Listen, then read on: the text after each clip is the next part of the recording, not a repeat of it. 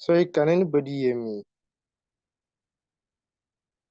Okay, thank you, Mr. Can I hear President. you? I think everybody got what he said.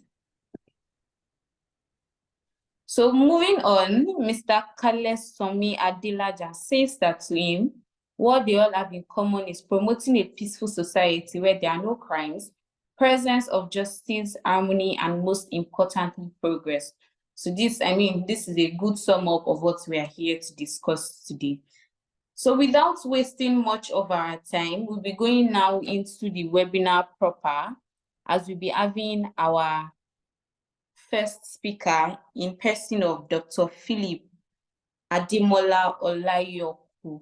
I'm so sorry if I made a mistake in the pronunciation of your name, sir. Please pardon me. So right now, I'll be reading the citation of Dr. Philip Ademola OLAYOKU.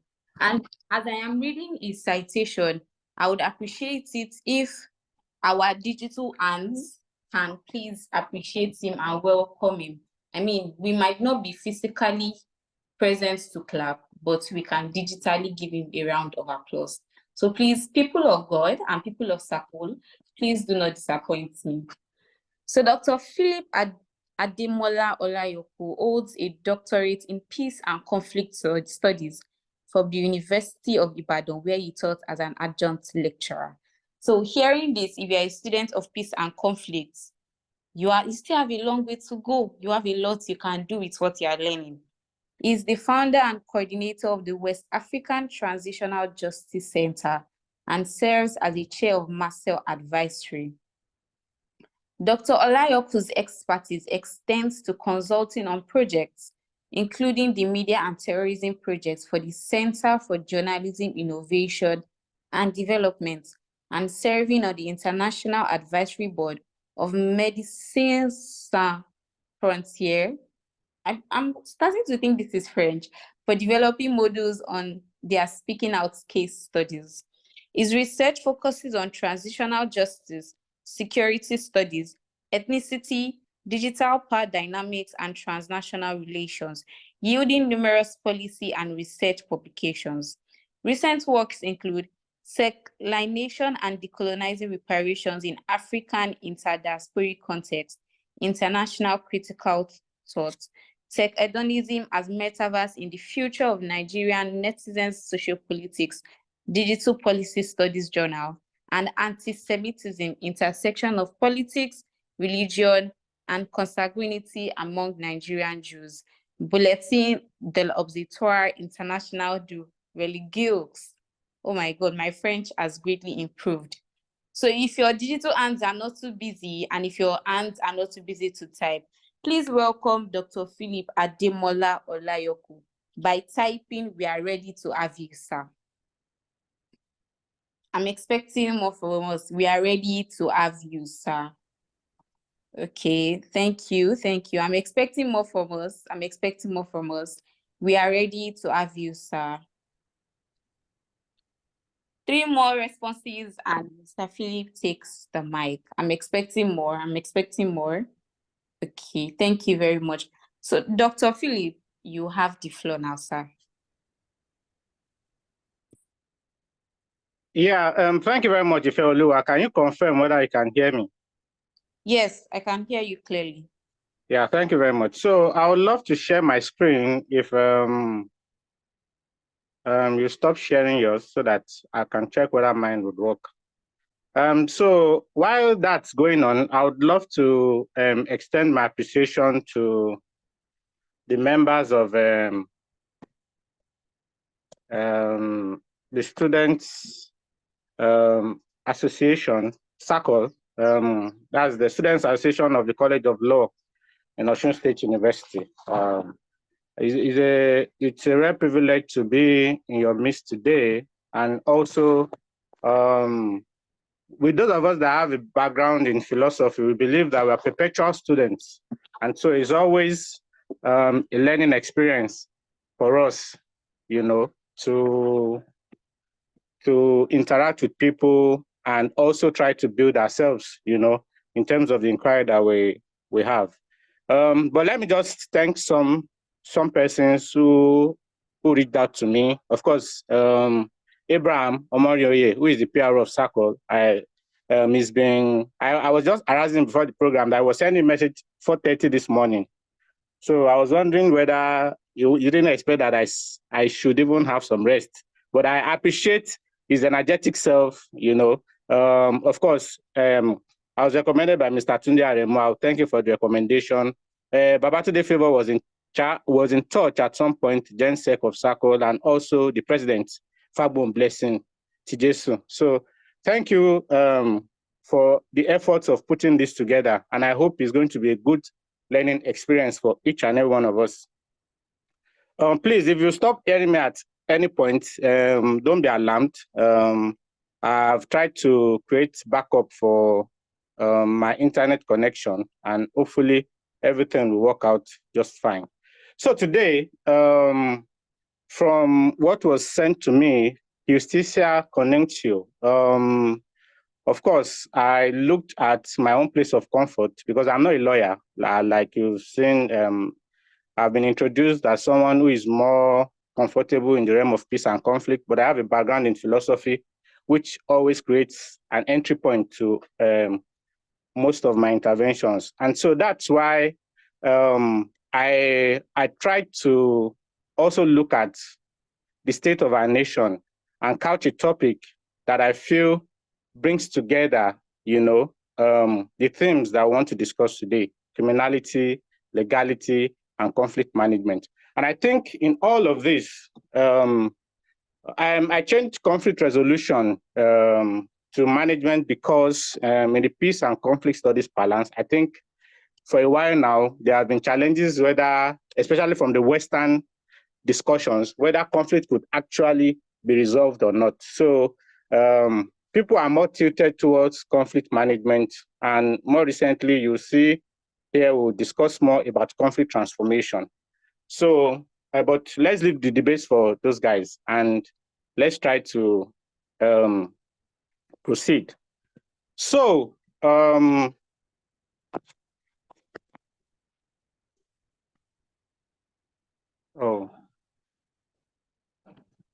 can you still see I'm trying to move my slide.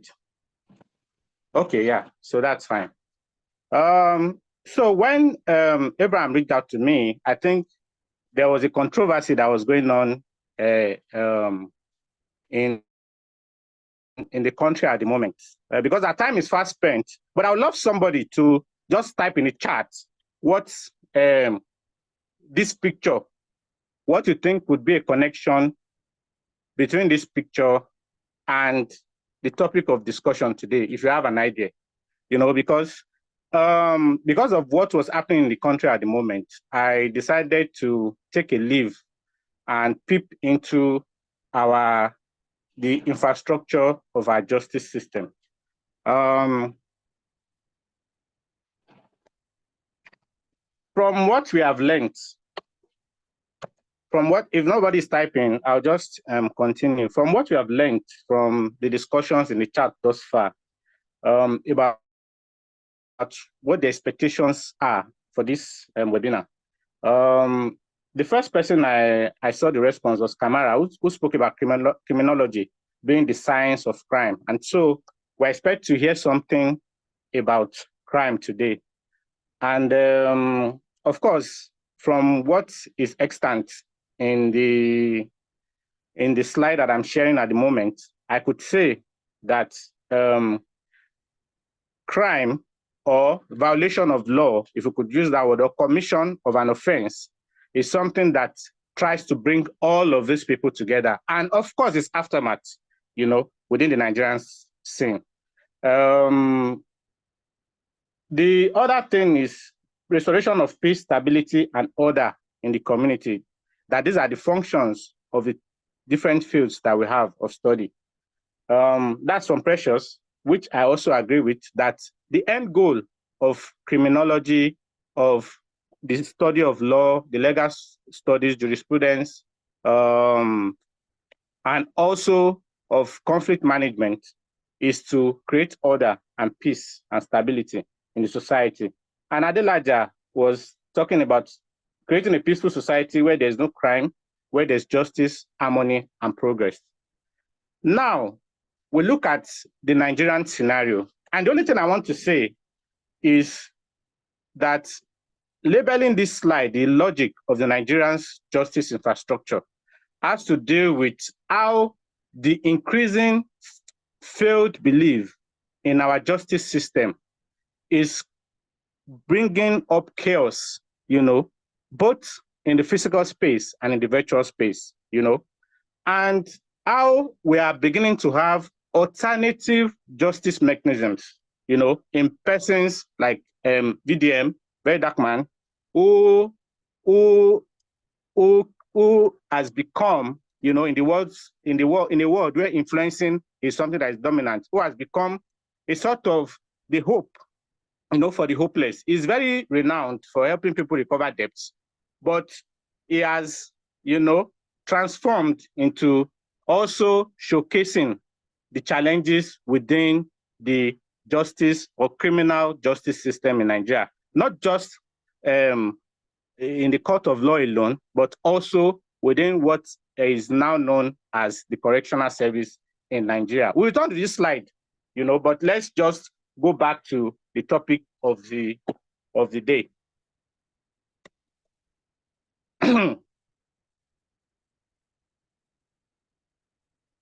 So I don't know why the slide is slow.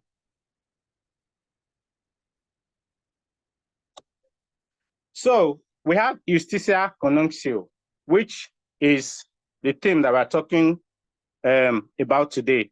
We're going to look at it, one after the other, and I start, with the term Justitia, which of course is the Western paradigm of justice. It's Latin, the Latin word for justice. And I try to go to the etymology of this word for us to even understand what we're talking about. Now, because the Greek system predates or is always the reference point for Western development, Western civilization, we look at how they dealt with the concept of justice, from the ancient times. And if you look to the left of your screen, you'll see that I have the picture of Themis, who is the goddess of justice. Of course, she had to leave the earth within the legend, because of the chaos on earth, and eventually became responsible for several other things. But let me not bore you with that. But what is important, beyond the legend, of course, they tried to create these persons as historical figures. Beyond the legend is the fact that, the conceptualization of justice comes from the word titemi, which is to put in place. To put in place, to put simply, but now within the context is to put something in place. And for the purpose of this interaction, we'll conceptualize this as creating a sort of order. When you talk about putting a round peg in a round hole, a square peg in a square hole, let things be where they are supposed to be, And this informed what we can consider the Greek principle of justice, the Greek principle of justice. And the principle of justice is what? To prosekon ekastos apodidonai, which means that you give each person what is due to the person. Give each person what is due to the person. So put something in place. Let there be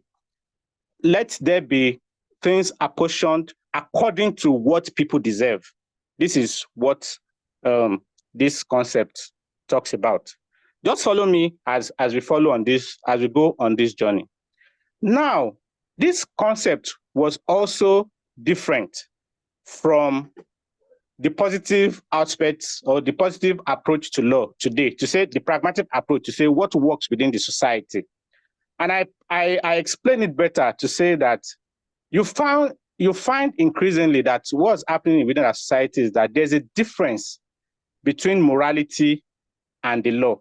Increasingly, people are beginning to separate what is moral from what is legal. And what do I mean? You may do something wrong and still, be exonerated as long as in, okay, I mean, these are values that you should be careful in using. Let me not say wrong. You may do something that is considered immoral, within some crimes, which also has to be contextualized, But for our purpose, let's consider that some acts are considered immoral, but they may be validated, they may not be illegal, So some societies, as long as societies has not outlawed some practices, they are considered legal, So, but this is different from the original conception of the term of justice, because morality was a defining factor of what was legal, So, because everything had to be as was naturally ordered by the divine, everything was ordered. It's not today that you talk about choices, to say that the society is imposing something on you, to say that some rights are supposed to be individual rights, and the time you have the right to control a lot of things. I don't want to go into all of those debates, simply because we believe that within the cosmos, there is no enforcement. The cosmos, or the what we consider the natural order, does not have a superimposition on the affairs of men any longer. So I think I've done too much on this slide. Let's go to the Latin equivalent is justitia, that, like we know, just for context, is a Roman myth, that was created by Augustus in 14 AD, and it also, is influenced by the basic principle, "O prosecco ne caso apodidonai," which in Latin means "sum quique tibuere," to each his own. You understand? Given every person his own due. So these are like the earliest beginnings of the Western paradigm of justice.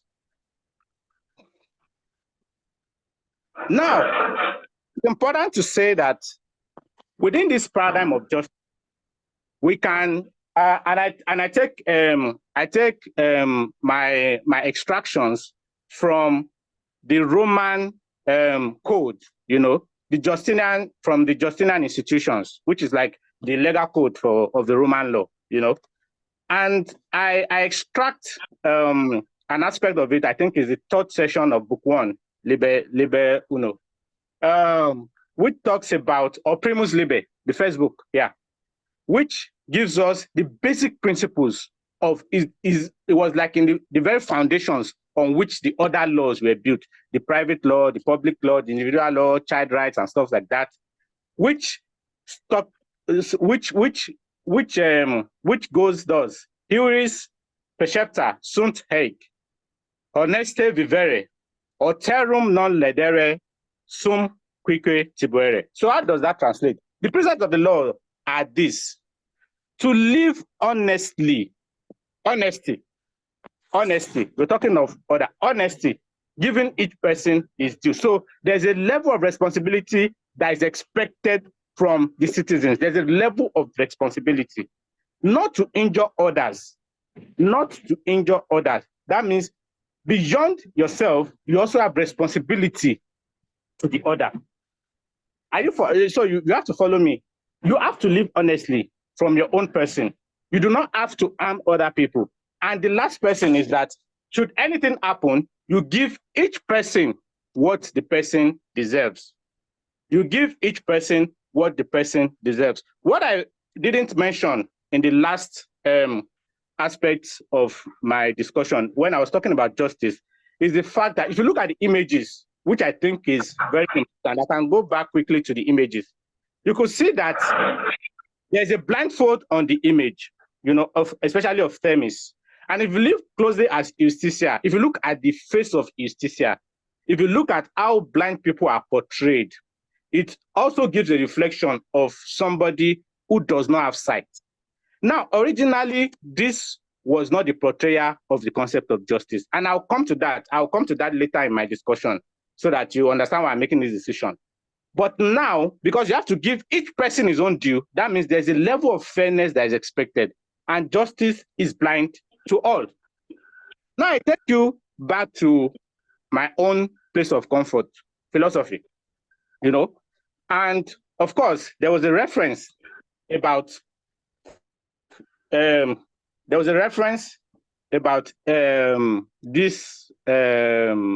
what's it called now? This very principle of justice, you know, to prosecon ekastos apodidonai. That's given each person is due. And so Plato critiqued these aspects of justice. Why? Because he felt that when you say that what somebody deserves is what you are going to give to the person, it eventually leads you to, because you are the person that is going to determine who deserves what. That's a subjective perception of determining what the other deserves. And so when you give to the other person what you think the other person deserves, you could also, in your judgment, fail to judge correctly, and so create an ambience of injustice, you know. And so I critiqued it as during his discussions with Polemachus, you know. Of course, Glaucon took over and was saying that Simonides wasn't right when it said that each person should be given his own due. So what was his own proposition to these aspects of justice? And while I was discussing with some of my friends, we came out with this term, ekastos eis ta idea. Each person to his own. Do not forget that when we have been talking about the essence of this discussion, we've been talking about criminology, the law profession, conflict studies, trying to create peace, stability, order, peaceful society, justice, harmony. How does this come about, you know, within the society? We take leave from the suggestion of Plato. It really was, it seems, Glaucon, which is why it helps, a sort of adumbration of justice. This principle that it is right for the cobbler by nature to cobble and to occupy himself with nothing else, and the carpenter to practice carpentry, and similarly to all others.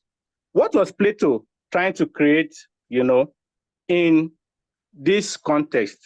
What he was creating in this context, in reversing, you know, the te prosecon ekastos apodidonai, is to say that every person, because remember, we're talking of the right of citizenship, every person contributes his own quota to the society.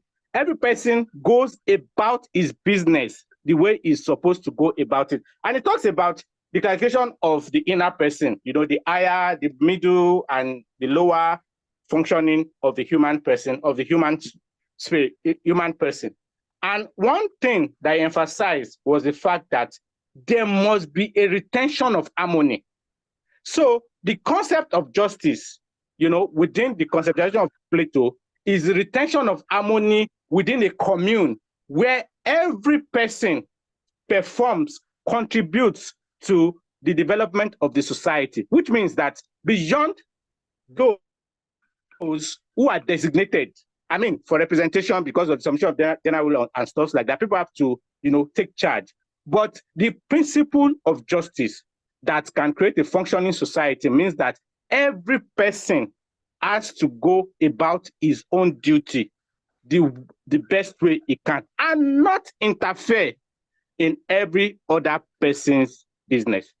The moment there's interference, then it becomes a disequilibrium, you know, within the society. It means that the man must not suffer the principles of his soul to do each the work of some other and interfere and meddle with one another. No, every person has his own role and duty, rights and responsibility within the society. And so you must carry that out, you know, in the society. This is very important.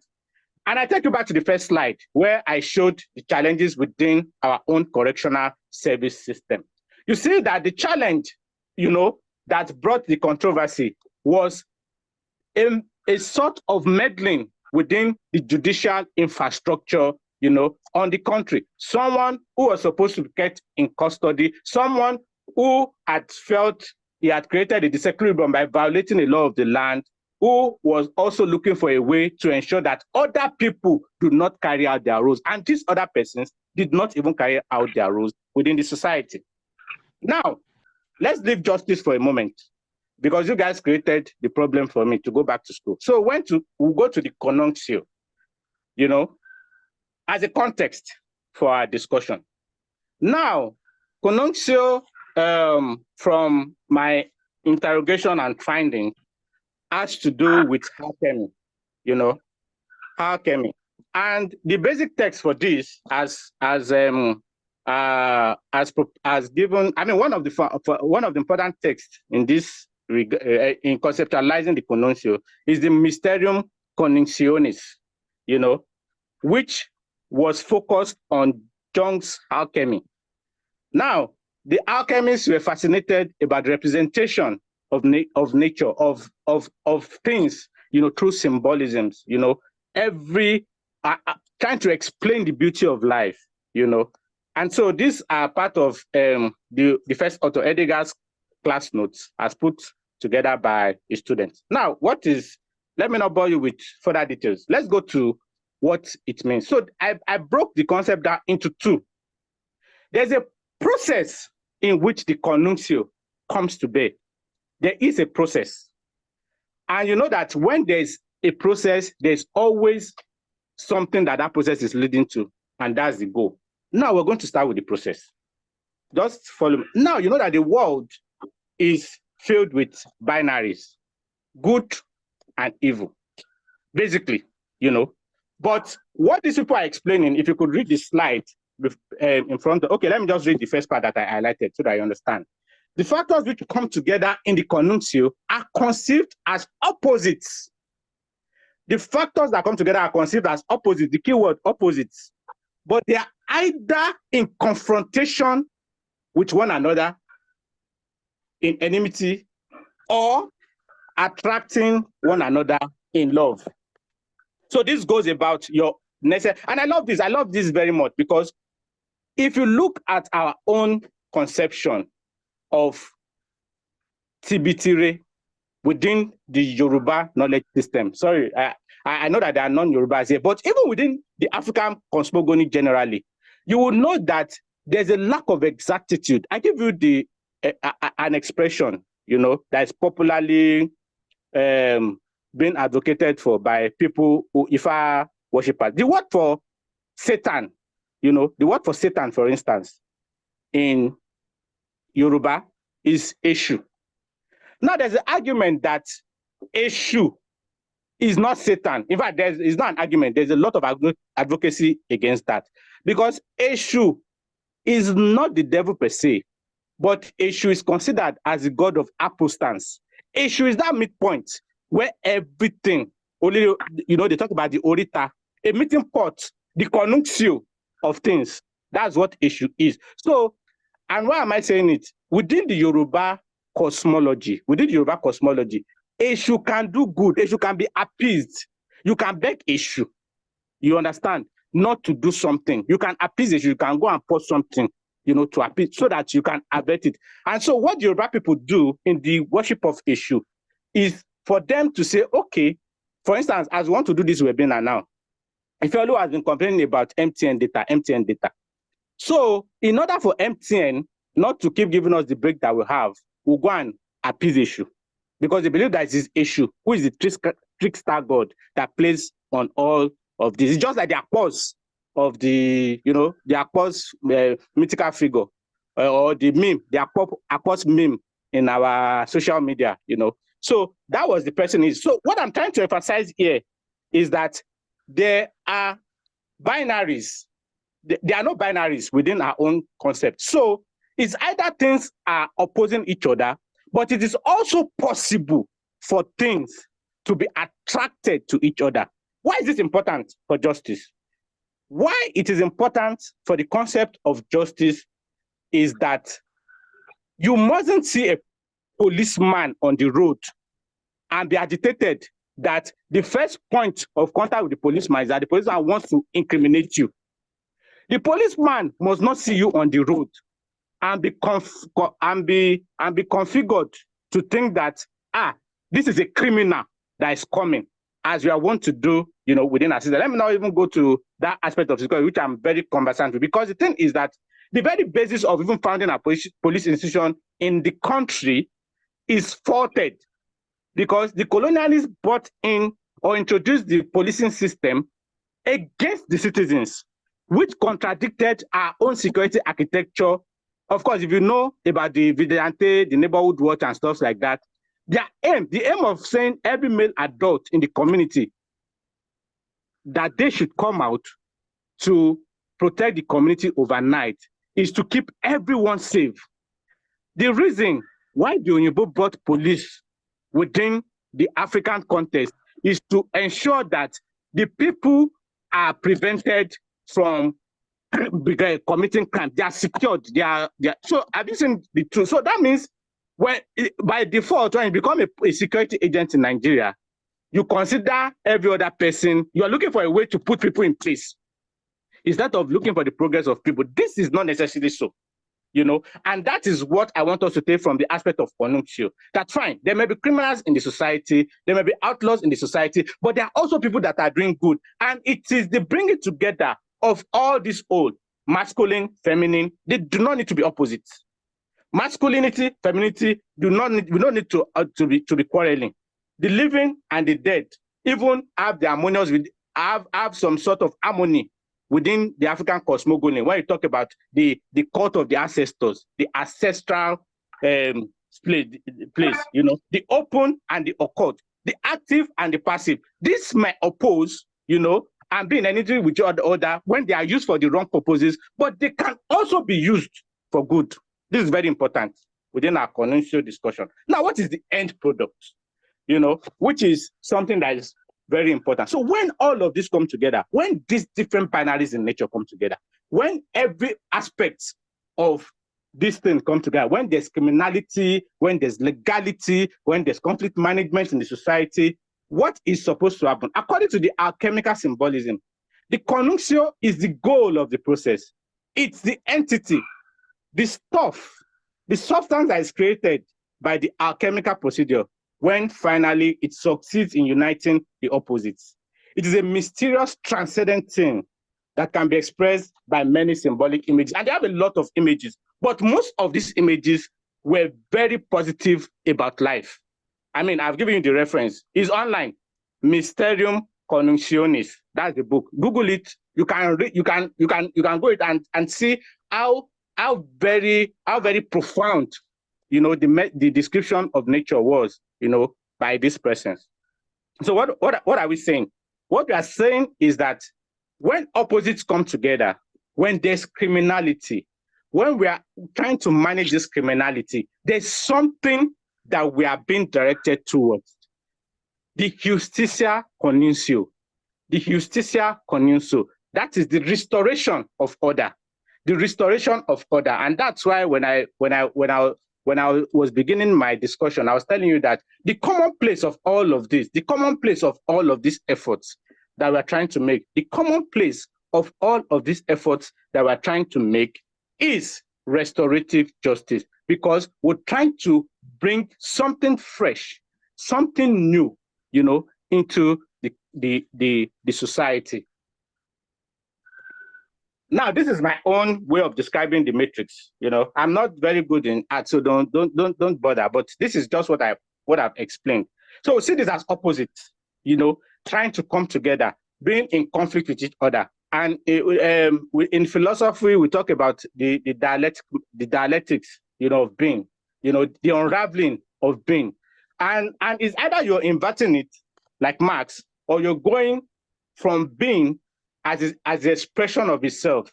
And so you have the thesis, which you can say something that is positive, the ordered world, those that are abiding by the rules, those that are looking for peace in the community.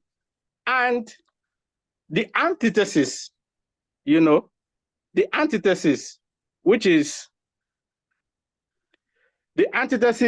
which is sorry, I'm getting messages from Abraham. He will not allow me to rest, but I'll be on time. Don't worry.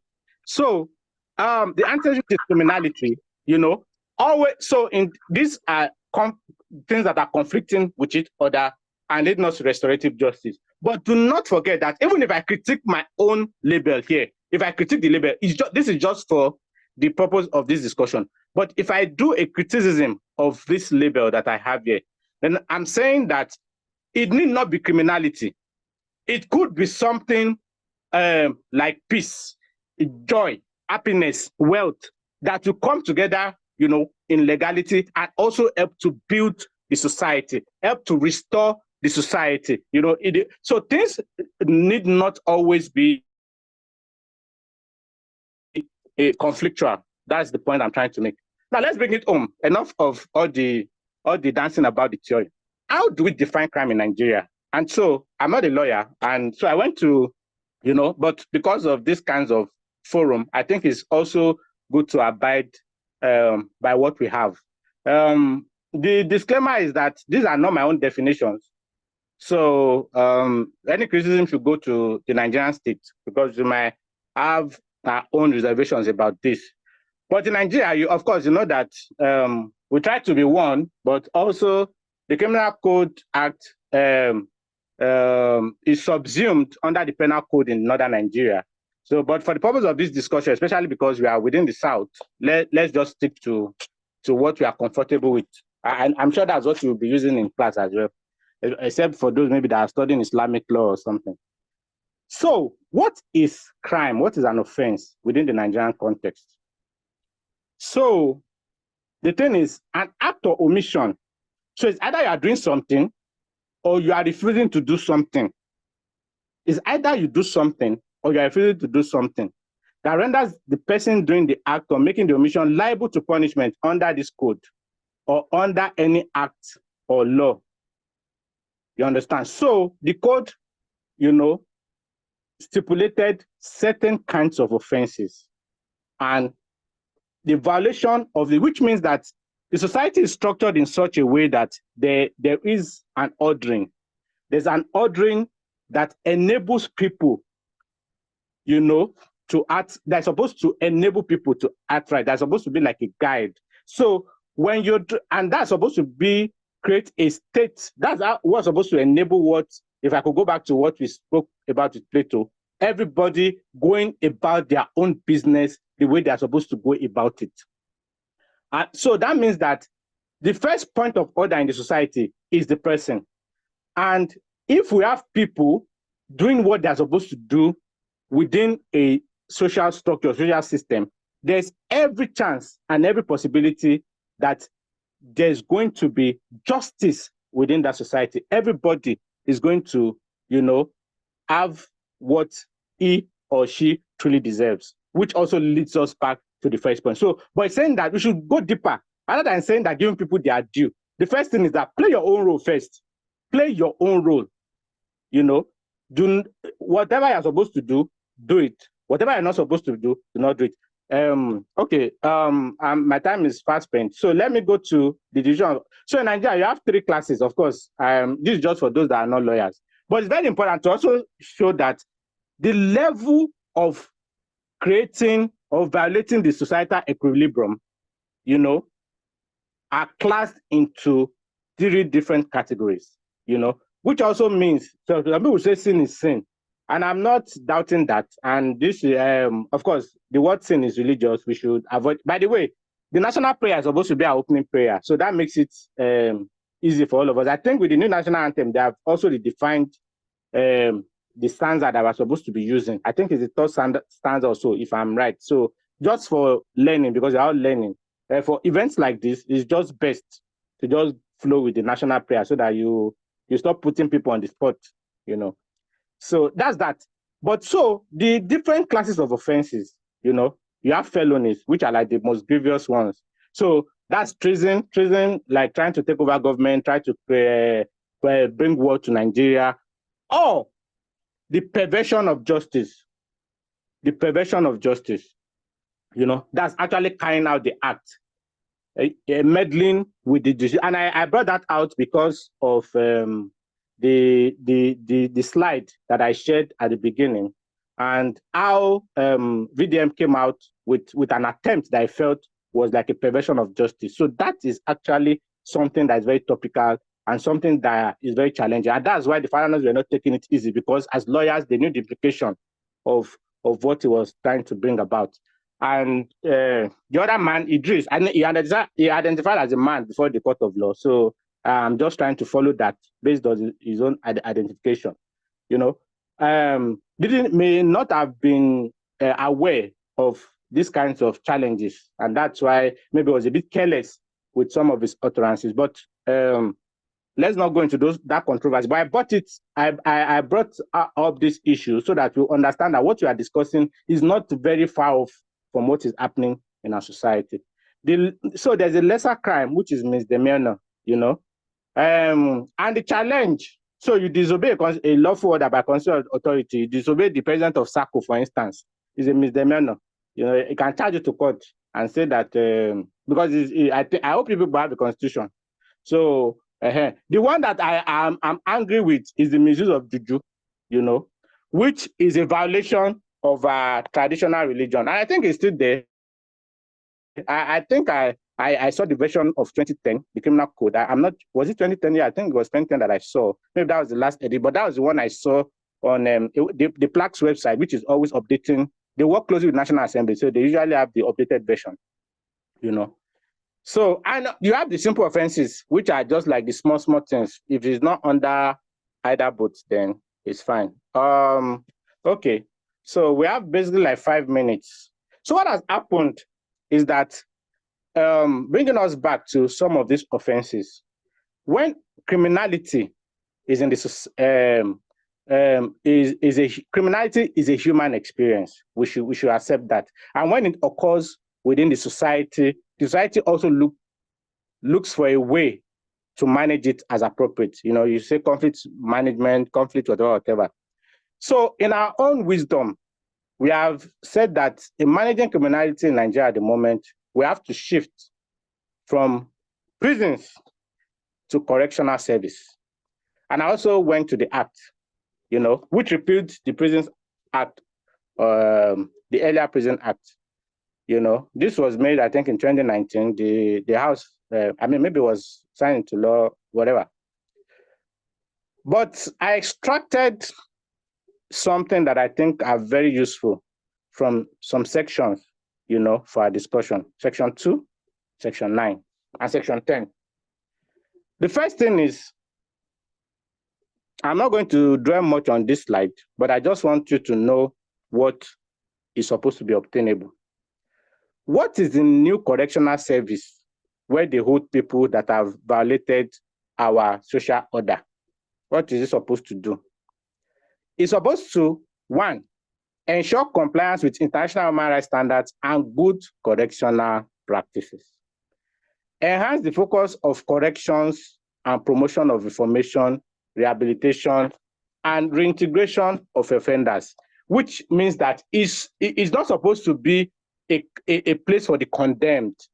It's supposed to be a place where humans are restored, where they are brought back, you know, to being able to incorporate them back into the society. And that is the essence of the Operation Safe Corridor, for instance, you know, which was initiated by the military. You know, when we talk about terrorism and violence, you know, what the essence of it is that they look for the low-risk offenders, Boko Haram insurgents. These are people who were forcefully kidnapped. These were people who were threatened to join the group, and they profile them. And they say, okay, instead of keeping these people in perpetual detention or without charge or stuff like that, let's create a space for them. Let's reorientate them. Let's rehabilitate them. Let's de-radicalize them. And let's try to reintegrate them back into the society, which is the restoration that we're talking about. So for anybody that, so this fits into the African commune. The African commune, where we talk about conflict resolution, where some people emphasize is the fact that every conflict every conflict management experience is directed towards the rebuilding of society, the reintegration of the people, and that's why you have some celebrations after some have been what's it called? Some conflicts have been resolved. So you say the parties should embrace themselves. You say this one should kill goat and let's celebrate and feast and bring people together. So restoration, and that's the essence of the correctional service in Nigeria at the moment.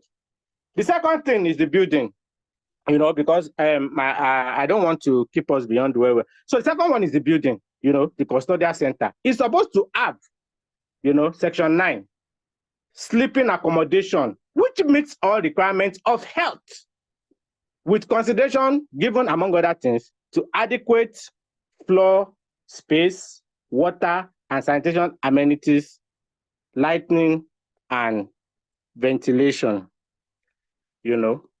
So that's the thing. So you can judge for yourself the images that you have seen about our correctional services, whether the area is comfortable and could accommodate people the way they are supposed to have it. But the essence of all of this is to ensure that people do not go out of the correctional service worse off than they entered, which was the situation in the prisons. They live in very humane, subhuman conditions, so that you become even further hardened, or further depressed than when you were taken there, taken there initially, for correction. The last thing is safety, security, and humane custody for the inmates, Section 10. So it's supposed to be a place of safety. So the thing is that the Nigerian system, I think under the former Minister of Interior, looked at it that it's supposed to be an experience of restoration, an experience where people, come together. Now, in all of this, because I've dealt on some aspects of criminology, criminality and stuff, we've dwelt on the aspects of the legal provisions of this, which are tied together. Now, where do my people, conflict managers, where do they come in? We talk about conflict transformation, which is the essence of restorative justice. And like I showed you, in the earlier matrix, restorative justice is supposed to be the goal, the conjuncture of all of these efforts that are put together. Now,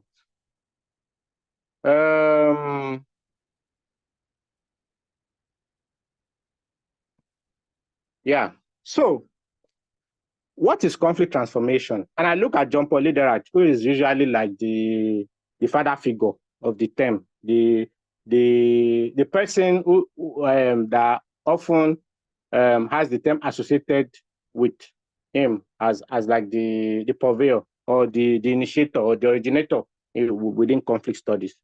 And it has a book, the little book of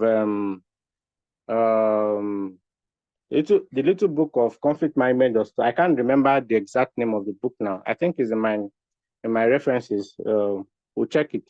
But he has this book where he detailed the aspects of conflict transformation, and the part of the extracts, from the book is what I bring to you today, to build constructive change out of the energy created by conflict. Now, of course, that for those in conflict management, like we've seen even within our own criminal code, there are layers to the commission of offenses.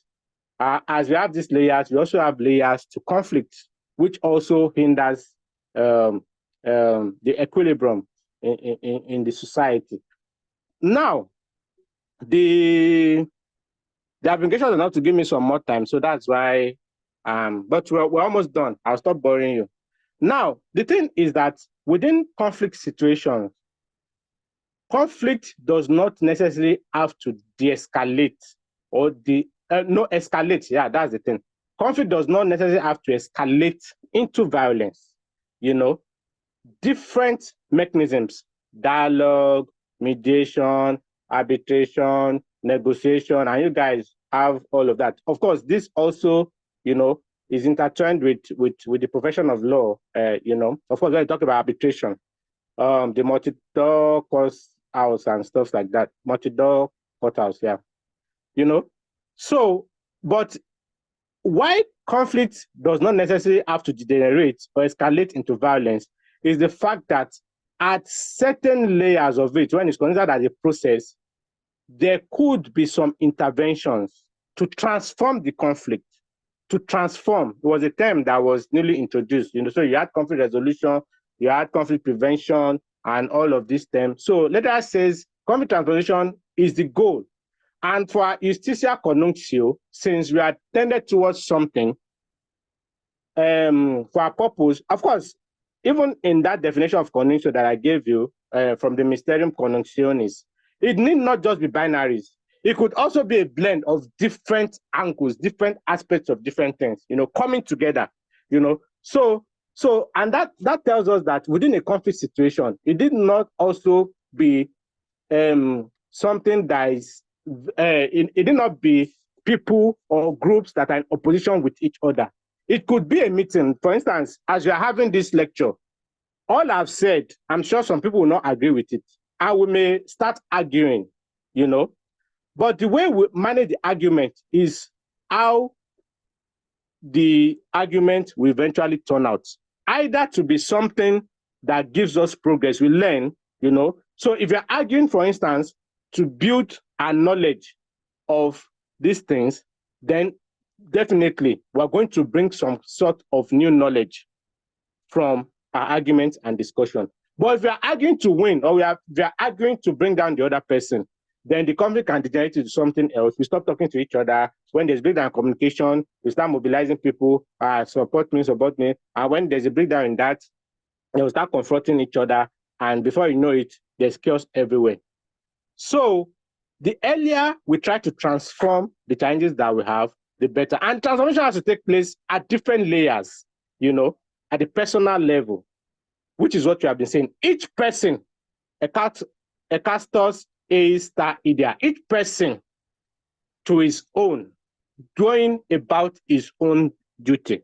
Relational, because you're also interacting with the other, giving each person his due. To prosecon, a castus, that's it.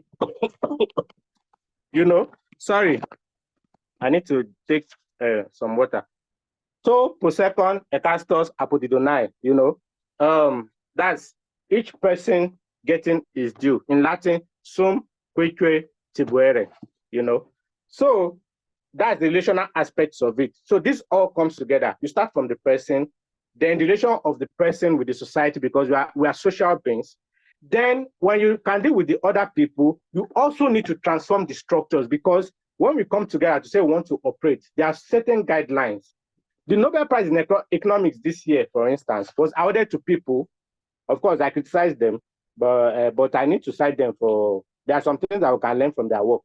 Because they say that issues that were created by colonialism have helped some countries develop. I think that is a violation of the experiences of those who suffered under colonialism. But the importance of it is that they said that for societies to develop and grow in political terms, politically and economically, then they have to have very strong institutions, INEC has to work well. The police have to work well. The Osun State University has to work well. SACOL has to, whatever has been designed to serve its own purpose is functioning properly. And that is when all of these structures are functioning together, then the society can make progress in terms of its political economy. So that means you also have to transform the earning structures. And that's what I think they were trying to do with the correctional service, even if it's been mounted. But it's in law. And we're hoping that one day we'll get to that. Then there's a cultural dimension, which I think is very important. People think that when they talk about culture, it has to be something archaic.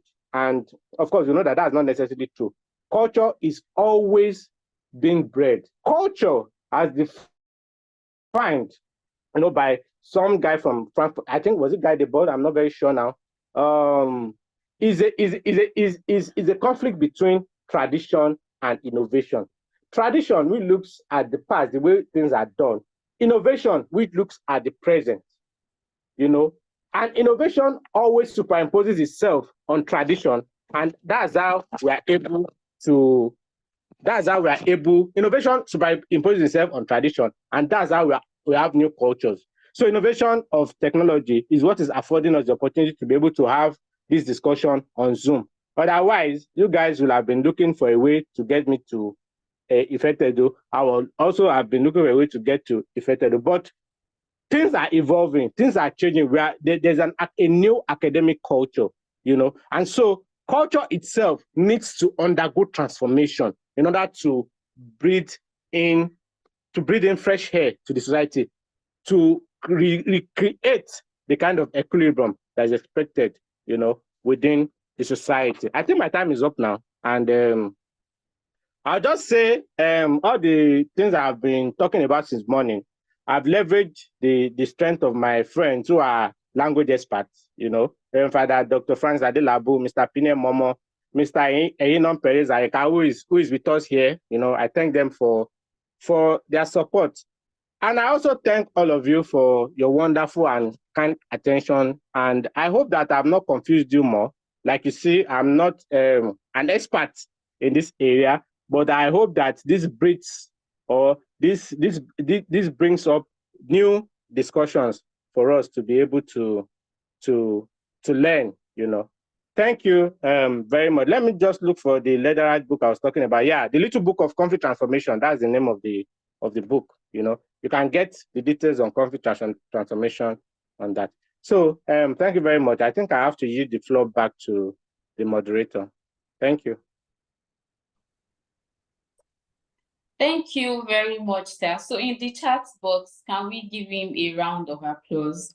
I mean, I've learned a lot, and it was amazing to know the origin of these words and trace them back to where they really came from. Thank you very much, sir. I'm sure that the whole body of SACOL appreciates your time and your expertise this afternoon. So very quickly, we would not be taking questions yet. We'll be postponing the questions till after the second speaker session. So if you have a question, please pen them down, keep them somewhere, write them in your jotter, and we'll take them after the second speaker session. Or if you have questions, you can send them to Mr. Abraham